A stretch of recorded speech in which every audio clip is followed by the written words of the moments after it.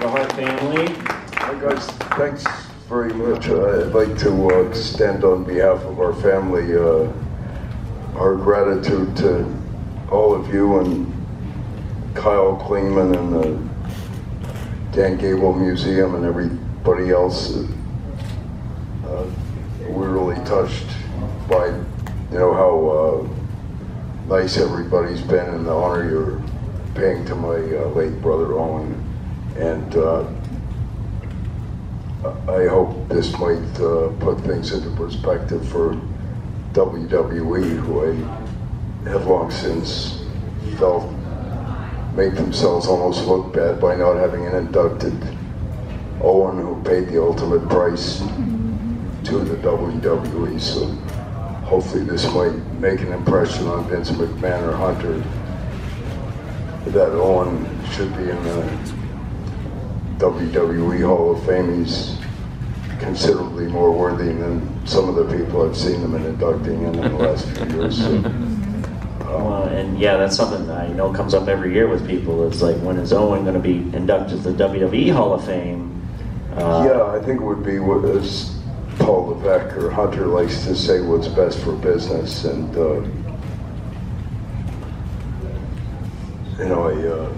I certainly go on record as saying I know my brother Brett's of the same opinion that we would be more than in favor of Owen being inducted, and I think it would bring some closure to and make everything kind of help heal.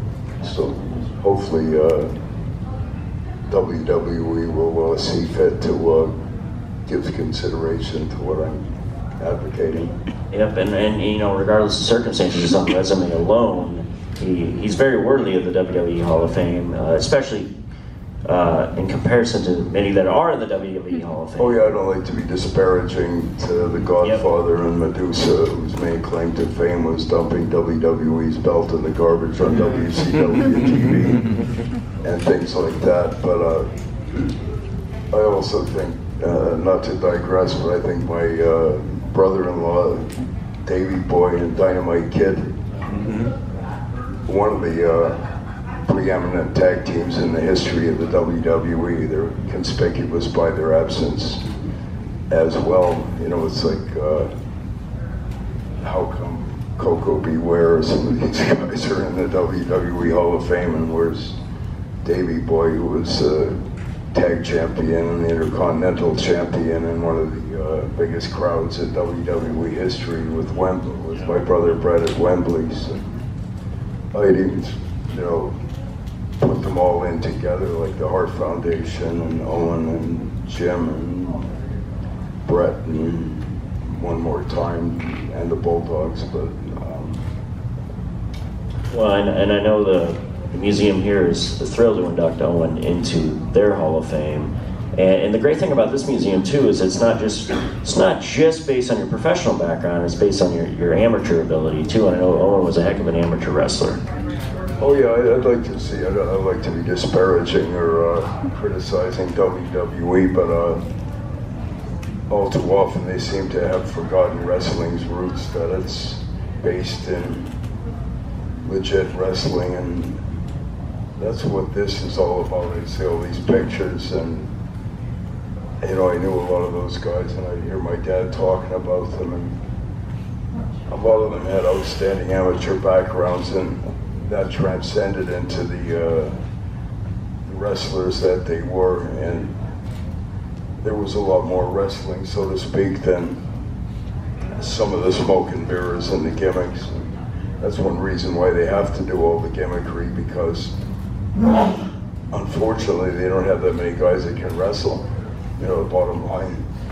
That's why they have to engage in a lot of the non-wrestling stuff and the talk and the, for want of a better term, tits and ass and all this other stuff. So I think if they put more focus on wrestling, as this place is about, I think it would be, to quote Paul Levesque, what's best for business, but it takes longer to turn out a wrestler who who actually can wrestle, and some guy who dyes his hair and, you know, talks some trash and has a gimmick. But it comes out in the wash, though. Those guys are not capable of having the kind of matches that my brother Brett or Owen and, you know, so many of those other guys had back in the day.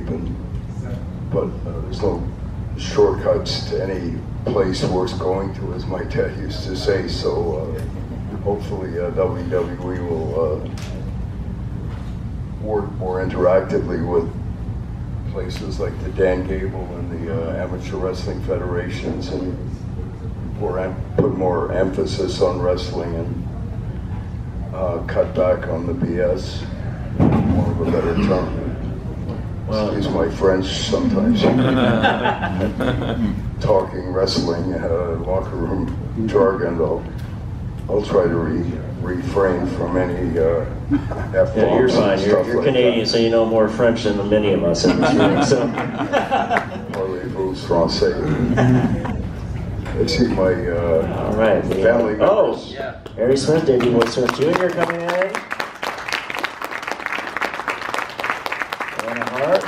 Oh, Ross. Ross is stuck in there. My brother Ross, brother Keith, my lovely sister Diana. Oh, Keith too, great. And my nephew, David Hart Smith, better known as Harry to us.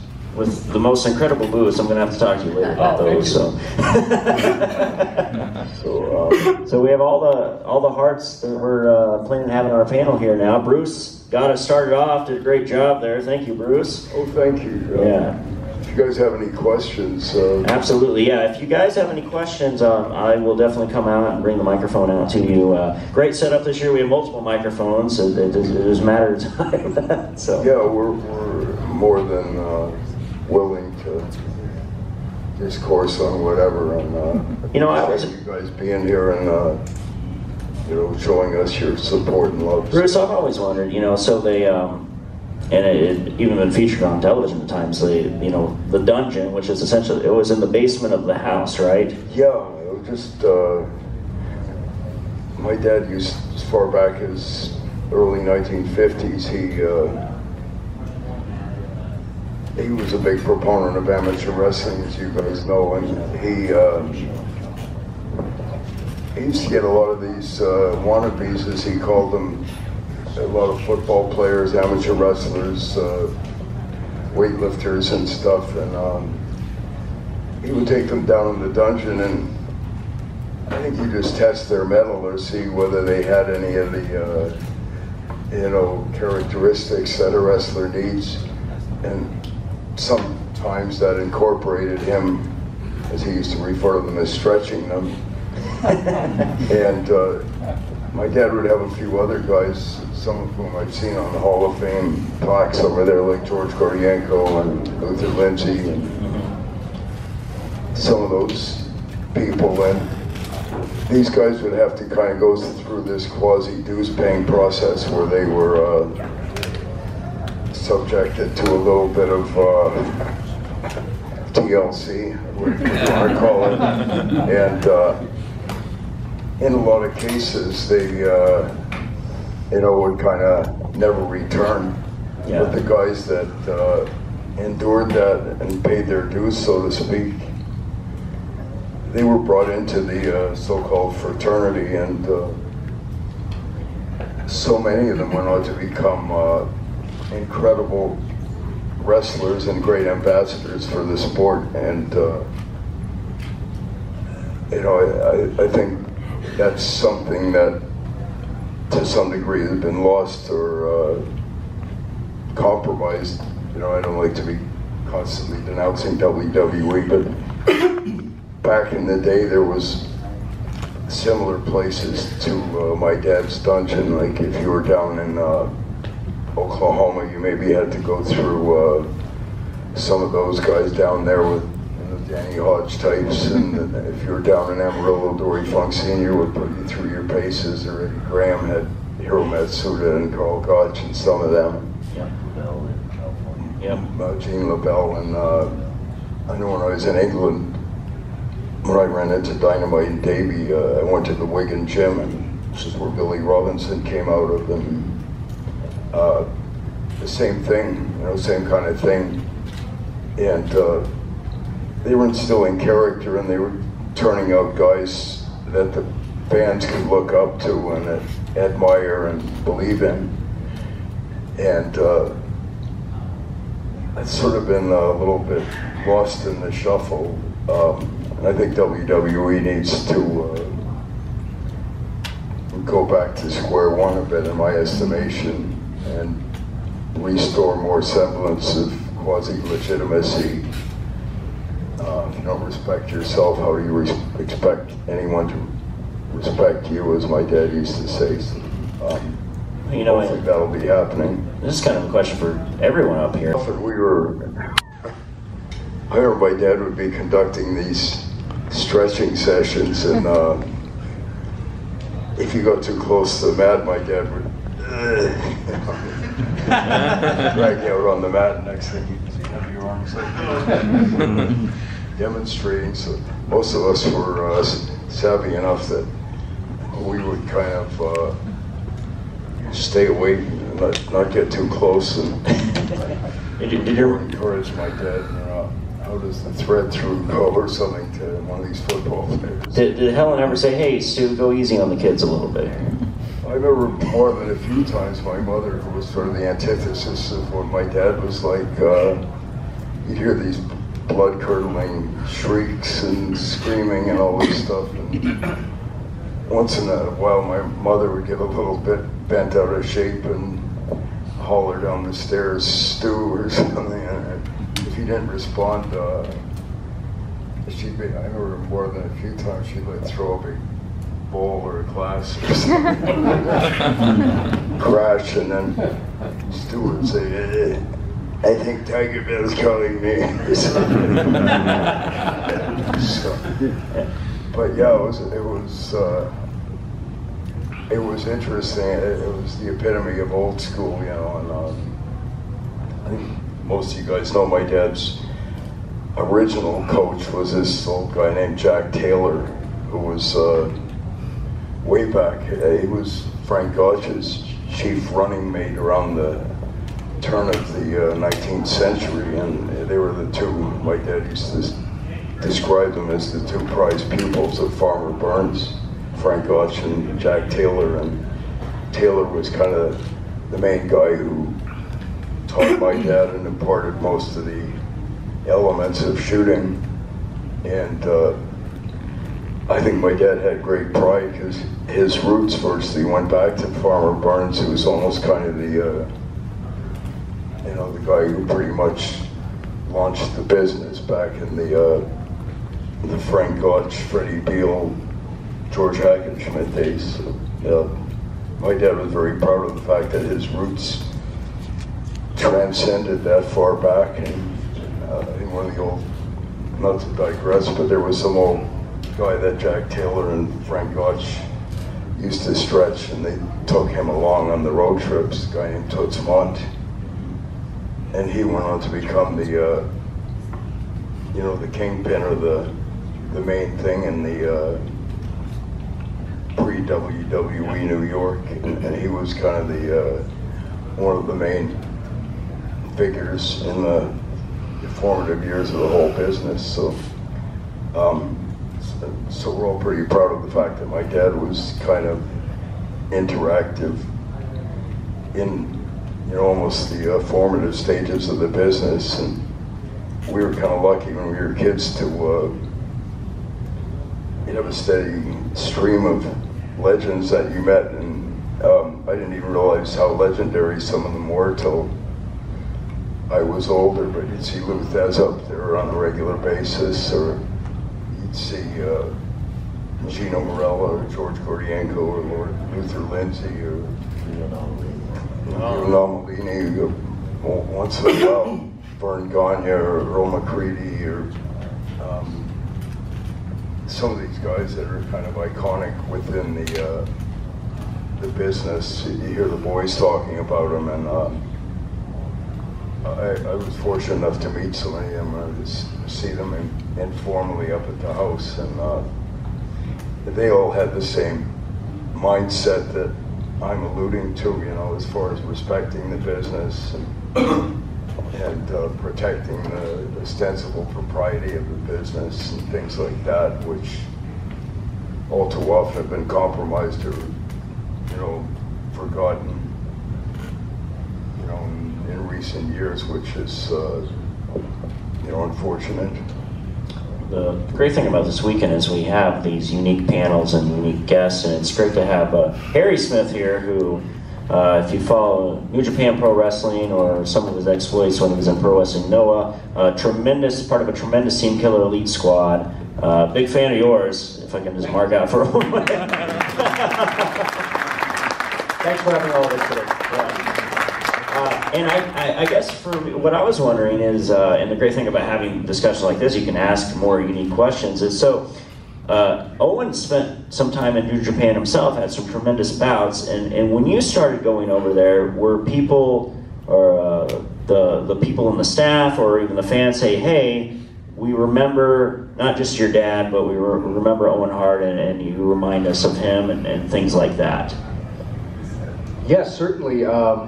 I think that it should also be noted that I think that over the years things have changed, but for quite a while I think Owen was the only foreign gaijin to have ever won the IWGP Junior Heavyweight Championship at a time when it was quite a rarity.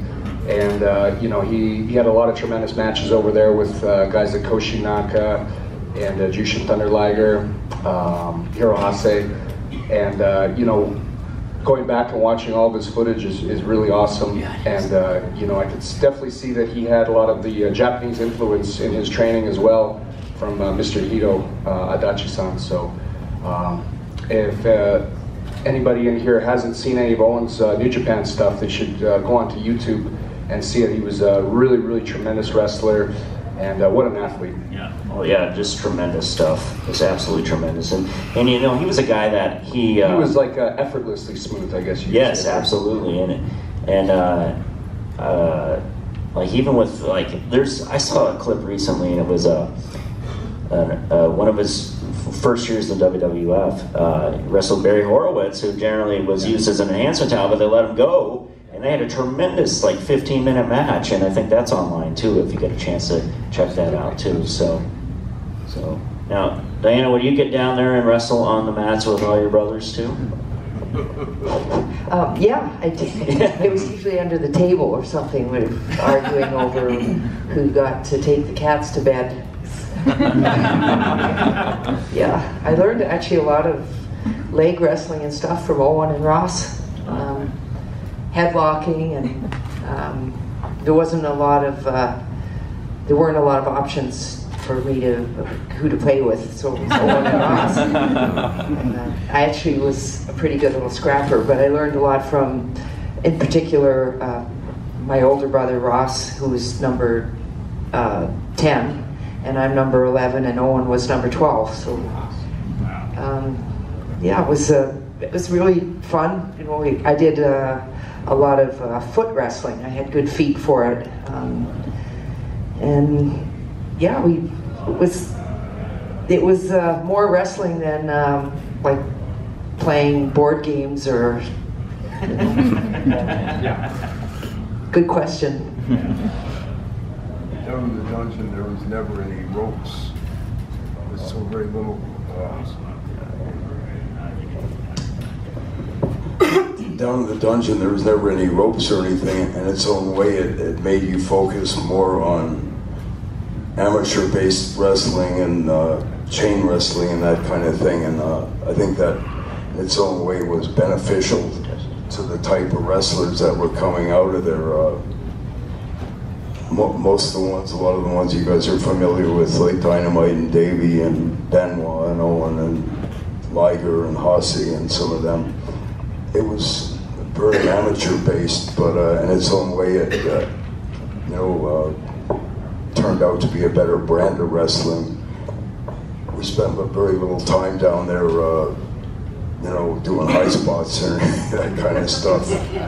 And The ceiling probably wasn't very high. Yeah, and I think, not to be critical, but I think there's way too damn many high spots right now.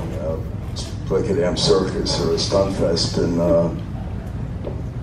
it's kind of bastardized whatever wrestling should be, and I think they almost need to, NXT or whatever, cut back on about 90% of the high spots and whatever, and do more wrestling. The wrestling sets up the high spots. It's like the run sets up the pass in football.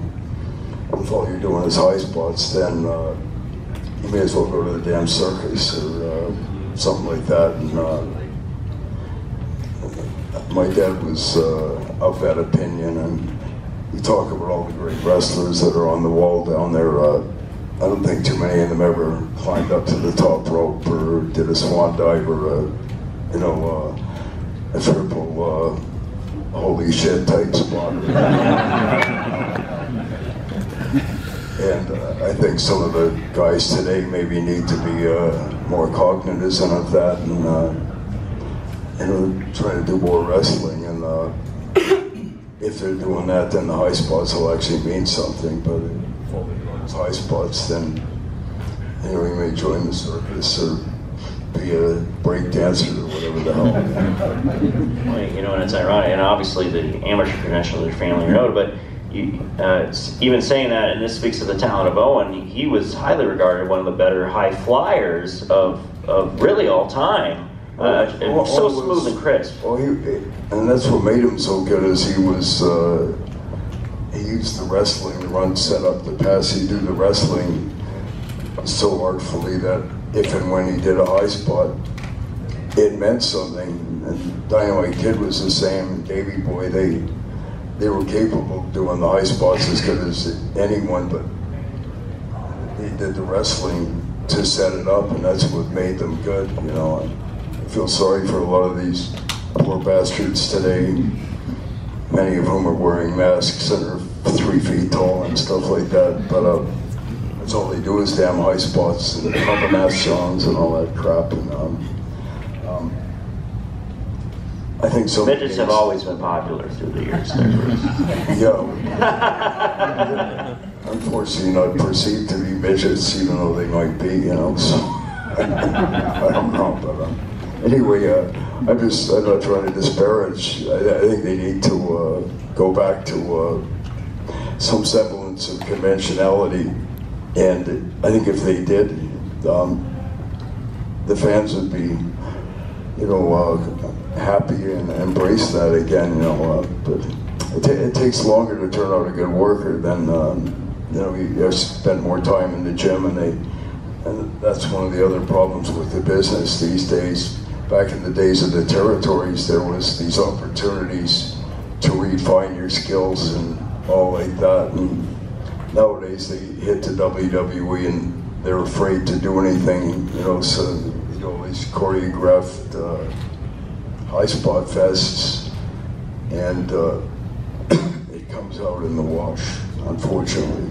Well, we have about 20 minutes left, so if it's all right with you guys, I was going to say if any of the folks in the crowd have specific questions, I'd love to come out and I'll bring the microphone to you. Yeah, I'd love to get perspective from you. This is for you and about you, so if you guys have any inquiries or seek perspective on anything, any of us would be happy. All right, we got to go get our way in the back here. Let us know which one of the Hart Mafia you want to. Yeah, I was going to say, yeah. You don't have to just talk to Bruce if you don't want to. So. Harry or Diana. My question is kind of for everybody. What was it like having the wrestling bear living in your house? Keith answer that. Yeah, it was a lot of fun. We just thought it was normal, though. When every normal family of 12 whose father was a wrestling promoter, would they just naturally have a wrestling bear? We just thought that was the what everybody had. So he was just a pet. We had all kinds of pets. We had our own cow and goats, and my dad was very much into organic food. He had our own garden and goats and everything. And of course, whenever never slaughtered any animals. They're very much animal lovers. But we had all kinds of animals, dogs and chickens, and why not a bear? He was pretty tame. I think a lot of the neighbors used to wonder we were like a cross between the Addams Family and the Beverly Hillbillies. I don't know if you ever... Not my dad would have guys like Sweet Daddy Siki, a black guy with blonde hair, or midgets, or bald-headed lady wrestlers, and Haystacks, Calhoun. I think we had a wrestling bear up there hibernating for a few months, and neighbors were always wondering, you know, about that weird family with, you know, the goats and the chickens and the bald-headed dwarfs and all this stuff like that. It was a lot of fun. You know, I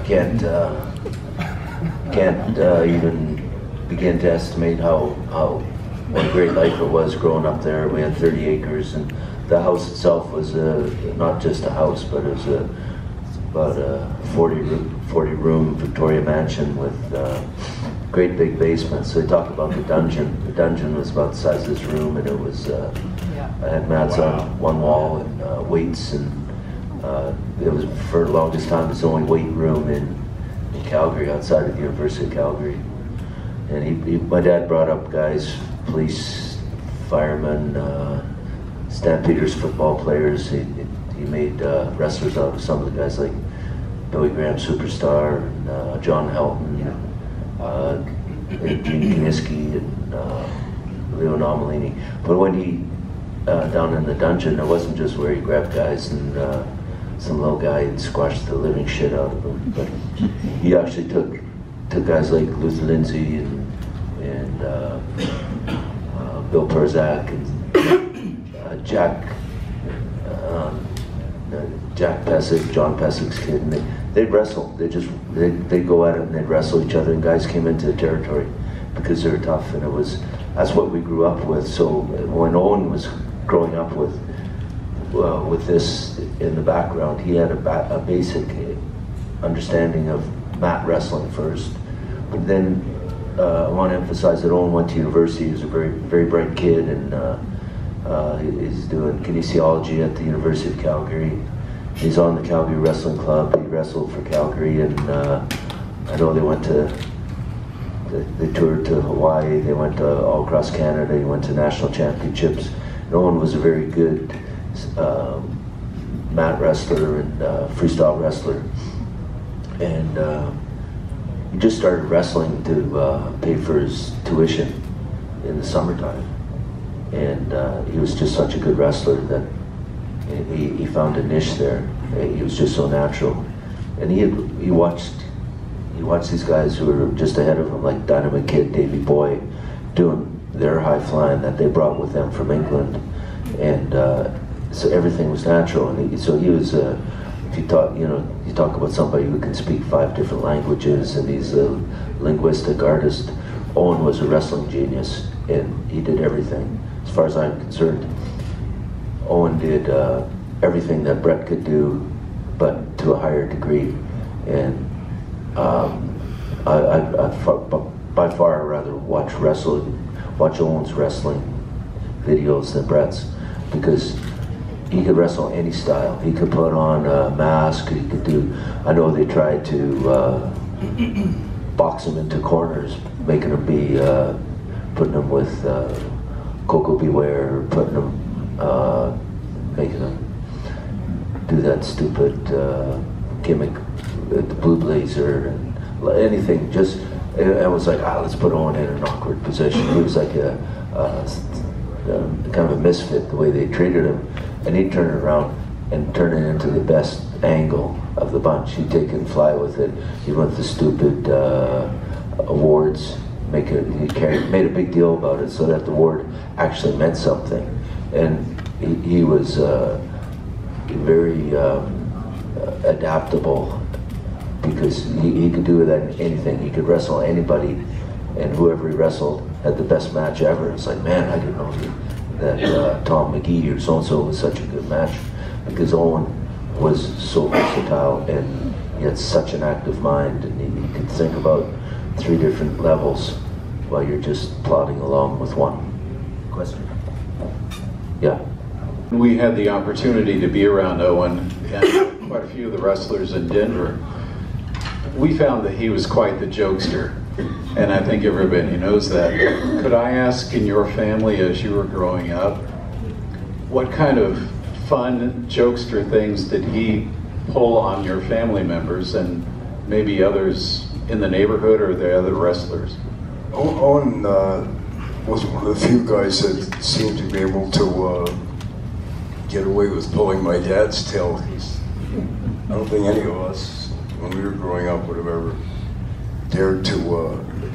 Owen always seemed to be have a knack for. I remember even a few years back, my dad was getting on a bit, but he was at one of these WrestleMania episodes down in Los Angeles, I think, and there was this old veteran who had broken in Calgary back in the day named Reggie Parks, and anyway, my Owen called Reggie. He called my dad up on the phone and was impersonating Reggie Parks, and he's kind of half stammering about back in 1955 or something. You had me down in the dungeon, Stu, and he's kind of stammering, and Stu's saying, yeah, I remember that, Reg, and he wasn't quite sure what Owen was getting at, and or what Reg was getting at, and so Owen said, and he was half stammering and all, and you took advantage of me, Stu, and all like that, and Stu was, yeah, what are you getting at, Reg? And anyway, a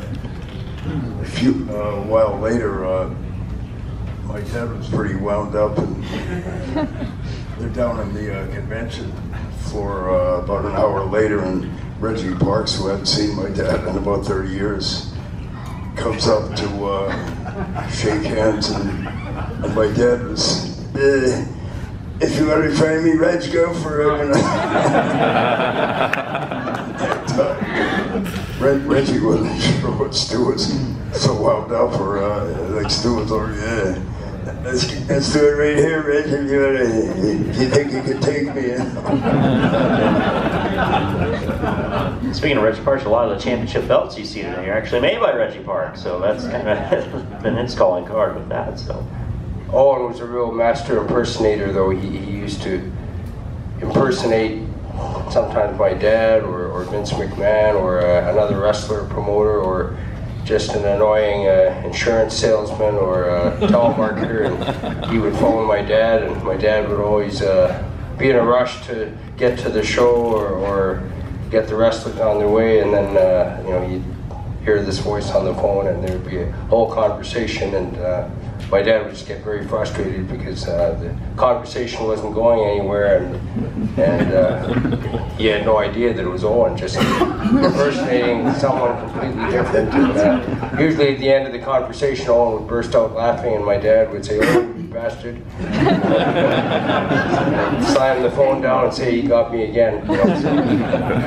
I know Owen did a rib with, back in the day, there was these two guys, Henry O. Godwin and Phineas I. Godwin or something, but I guess they were doing a raw taping, and they had brought in a bunch of pigs and a cow and a goat and some chickens and whatever, and the guy showed up at the arena a bit early with all this livestock and asked where he should put it. And Owen took him right to Vince McMahon's personal dressing room, and he had all the stuff.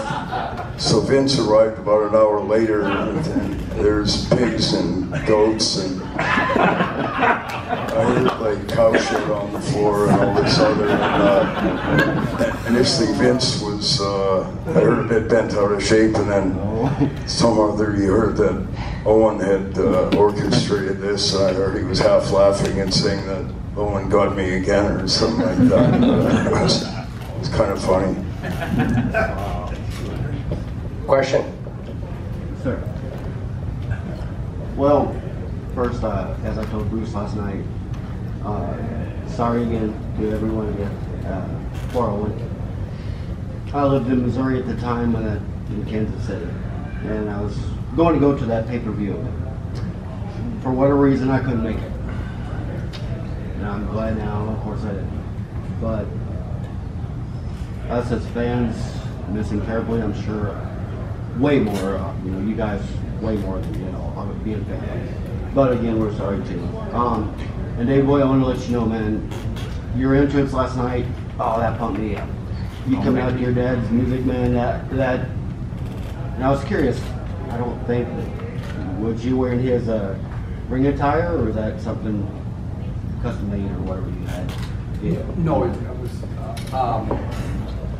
no, actually, it was custom made for me, but just in case you're curious, I'm actually getting some new stuff made from Mexico from a guy that makes Rey Mysterio stuff. Oh, sweet. And looking forward to that. But I have something to add to that about Davey's gear and Harry.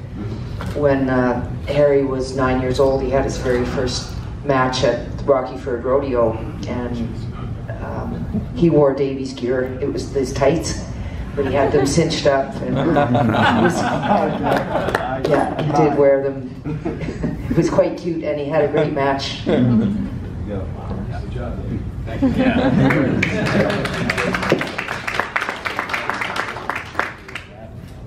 If any of you guys have any questions, just put your hand up and he'll bring the mic over to you. I appreciate all your input. Some great interaction here. Hi, Gabe. Hi, how are you? Hey, thank you all for coming. I heard 20+ hour drive for some of you flew in to be here, so thank you so much. For me, I just want to say, big fan, obviously, of your whole family. But Ari, if I can ask you, I was talking to Bruce the other night about where Owen was at in his career and maybe the powers that be in the WWE, not seeing him get out of that box and being a world champion.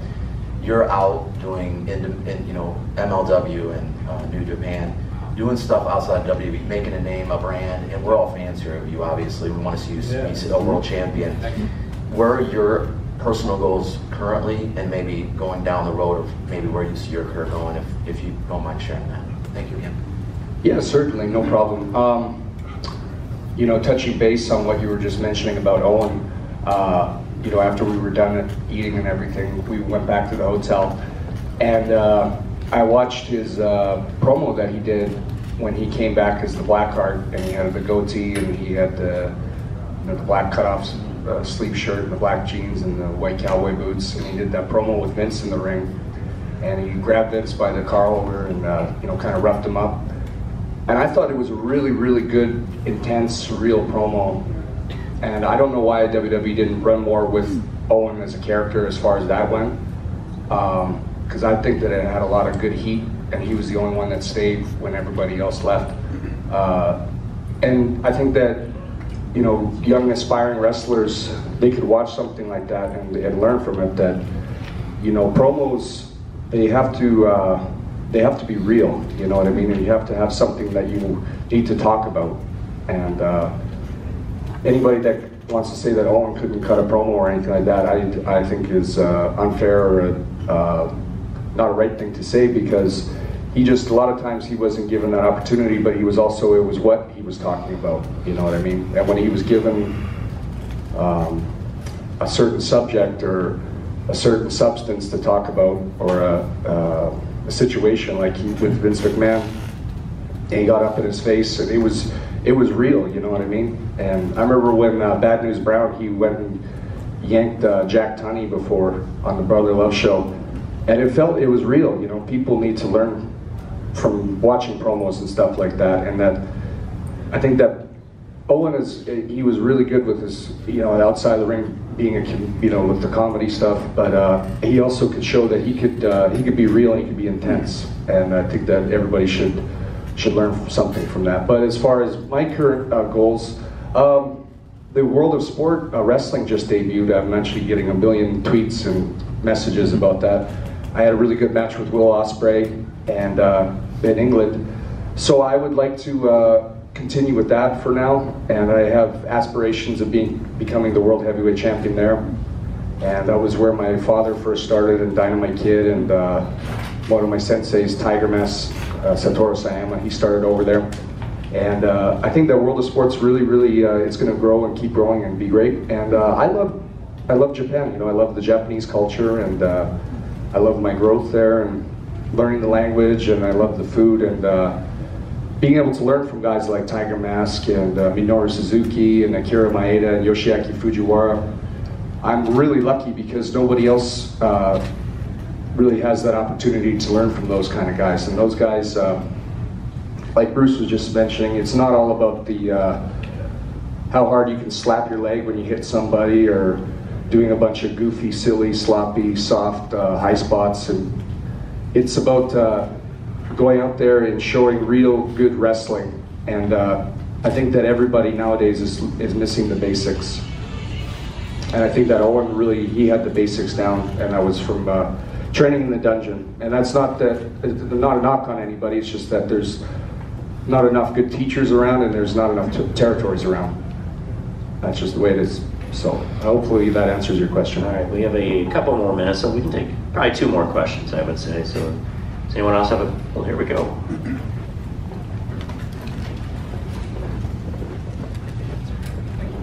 I'm Kyle from Green Bay, Wisconsin. Hello, Kyle. It's been a pleasure hanging out with the Harts this weekend.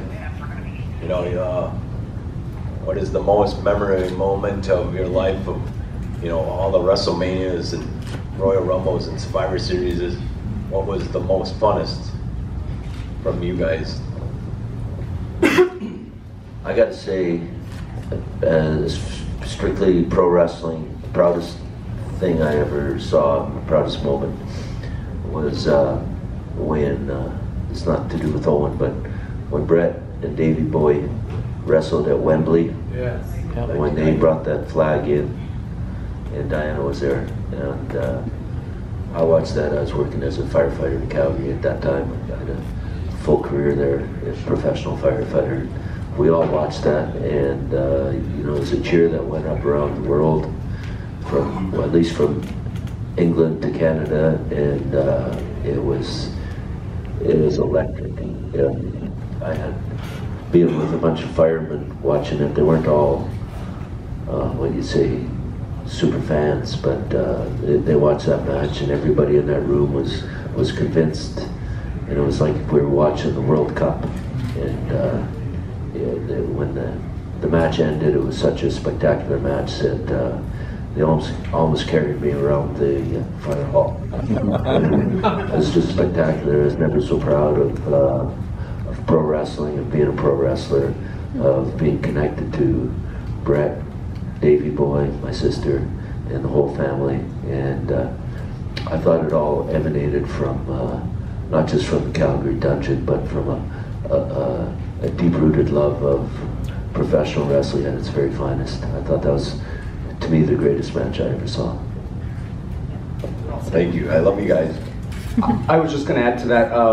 Probably my favorite Owen memory was the Canadian Stampede event in Calgary, which the atmosphere there was just unbelievable. But there was an angle where Owen had hurt his knee, and then he came back later on, and I think he caught Steve Austin with the roll up at the very end, and the pop from that was just amazing. So that was my favorite Owen Hart memory, and as far as him in the ring.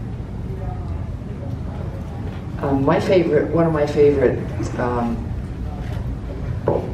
it wasn't in the ring, but it was after the induction of my dad at the WWE Hall of Fame in 2010, and then they did the show the next day, and then we'd been trying to get a picture all weekend of everybody, and it was just hard to get all of us together. And then you know, it's just, oh, we're all together, but we're about to go on stage for the speech, or we're about to do this or that. But they finally got us all together in the at the hotel on the second floor, and John Laurinaitis was the one who took this picture, and we're all together. And I think it's the first time we've been together like that since before there were any, you know, anybody had passed away, or you know, and we were missing a lot of people. But it was just when I have the picture now, the WWE framed, a really nice, you huge of all of us. And I see everyone that was in the picture I see everyone's faces, and everyone is smiling, and I wish I could freeze that and just go back into that picture, because it was just such a nice, after everything, it was kind of like, we were all together, everything, you can't undo the past, but With a wrestling context. And a wrestling context. It wasn't like we were at another funeral or something. But I just, when I look at that picture, everyone is smiling, and I just wish I could go back into that sometimes and freeze time where you have that moment. I've had great moments, but like my son and my daughter in that picture, and all of us. But I mean, Davey wasn't in it, or my mom and dad, but I'm just saying it was such a great thing. I wish I could just crawl back in there sometimes. All right, it is, we're going to have to call it there, unless one of you has something else you want to say here. Because coming up, we are going to have a Bruiser Brody discussion, too, as well. So, Brian Blair, you had a question? No, I wanted to tell you guys a story you might not know about Owen. I don't know if you guys know this story or not, but when Owen first came into WWF, Brett and I were very close. Actually, he's one of my favorite opponents of all time. Him and Mr. Wonderful, I would say. Paul Orndorff are my two favorite guys to work with ever. And Brett says to me, Brian, there's all the stuff that goes on here, and would you mind spending at least a couple of weeks with Owen and make sure he understands everything and kind of teach him the ropes and all? I said, sure, I'd love to. So Owen and I meet. Wonderful young man. He seemed like just American apple pie. I know he's Canadian, just apple pie and Chevrolet, as we say. And we get the booking sheets, and back then you could have run 5 towns if you had enough talent and resources. But since we were running 2 and 3 towns a night, Brett and I were usually separated, so Brett couldn't be with Owen. That's why he wanted me to be with Owen. So we get the booking sheet. I'll make this kind of shorten it up a little bit. Owen and I are in the car together. We were staying in the hotels together, splitting rooms, teaching him how to, he already knew most of the stuff, but saving your money and all the kind of, trying to give him the dad, big brother kind of speech, and all of a sudden he said, Brian, we're going to Chico, California. And I said, okay. He said, no, Chico State. I said, okay. He said, Chico State was rated #1 party. Chico State University was rated the #1 party place in the United States of America. And I said, okay, that sounds pretty interesting. I'm listening to him. And he said, Dad, they got this place called Madison Bear Garden, and I've always wanted to go there. And I said, okay. He said, yeah, it's right on campus. So now he's telling me all this stuff. I'm saying, well, this is a little innocent Owen wants to go there. So we go to Madison Bear Garden, our beer garden, Madison Beer Garden, and on Chico State University, and you have to buy beer bucks. And I still have several of them left over. But if you would have saw your brother, they have like these mats. You go and sit on these mats, and there's like a lot of girls there.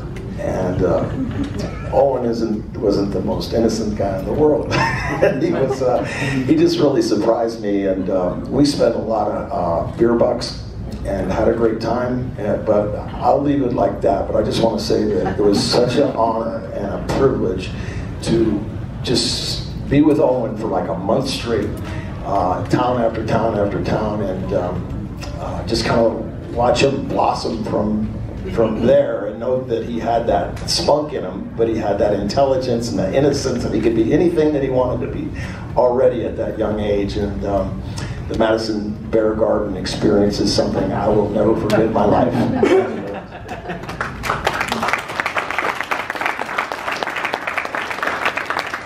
Thank you, Brian, for sharing that, and thank you all for joining us up here today, and thank you all for attending. Great fun discussion. All right. coming up. A great discussion about Bruiser Brody, and then you'll have an opportunity to meet so many of the greats of wrestling, get autographs signed here later this afternoon at the museum. So thank you again, everybody. Thank you.